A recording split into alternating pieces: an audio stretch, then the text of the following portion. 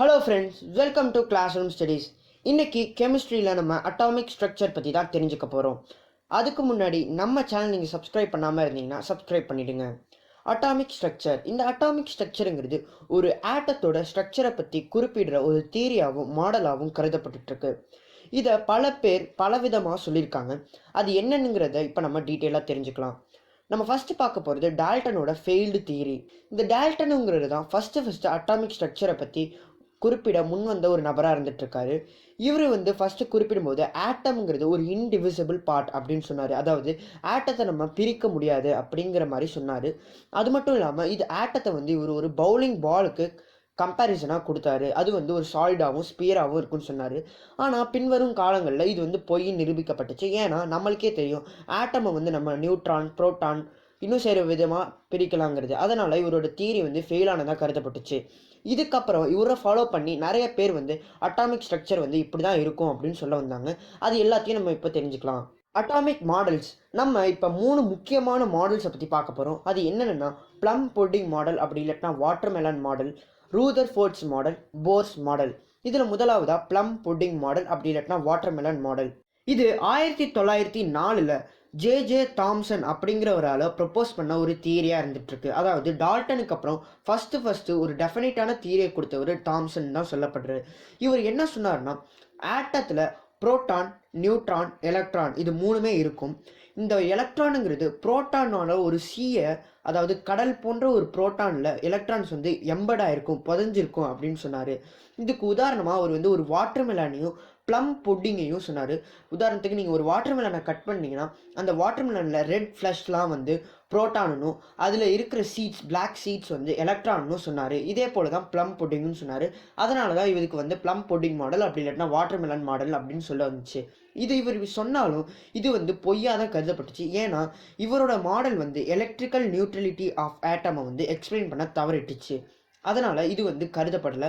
இதுக்கப்புறம் வந்தவர் Rutherford's model. இந்த ரூதர்ஃபோர்டுங்கிறவர் இந்த அட்டாமிக் மாடலை இன்னும் கொஞ்சம் மாடிஃபை பண்ணார். அது என்னன்னு நம்ம இப்போ பார்க்கலாம்.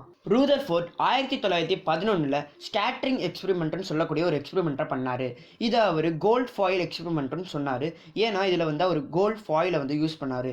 அவர் என்ன பண்ணாருன்னா, ஒரு fast moving positively charge alpha பார்ட்டிக்கல்னு ஒரு பார்ட்டிக்கலை ஒரு தின் கோல்டு ஃபாயில் மேலே பம்பார்ட் பண்ண வச்சார். பம்பார்ட்னா மோத வச்சார். அதனால் என்ன அவர் கண்டுபிடிச்சார்னா, இந்த நியூக்ளியஸ், அதாவது அவர் புதுசாக ஒரு டேர்ம் இன்ட்ரடியூஸ் பண்ணார். நியூக்ளியஸுங்கிறது ஒன்று தான். இந்த நியூக்ளியஸுங்கிறது ஒவ்வொரு விஷயத்துலையும் சென்டரில் இருக்கும். அதை சுற்றி தான் எலக்ட்ரான்ஸ் இருந்துகிட்ருக்கும். அந்த நியூக்ளியஸ்குள்ளே புரோட்டானும் நியூட்ரானும் இருக்குன்னு சொன்னார். இதை அவர் எப்படி சொன்னார்னா, இந்த ஆல்ஃபா பார்ட்டிகல்ஸ் போய் ஒவ்வொரு விஷயத்துலையும் மோதும்போது இந்த ஆல்ஃபா பார்ட்டிகல் ஒரு பாசிட்டிவ்லி சார்ஜுன்னு நான் சொன்னேன். ஸோ இது எலக்ட்ரானை போய் மோதும்போது எலக்ட்ரான் ஒரு நெகட்டிவ் சார்ஜ். நம்ம எல்லாருக்குமே தெரியும், பாசிட்டிவும் நெகட்டிவும் ரிப்பல் ஆகும்னு சொல்லிட்டு.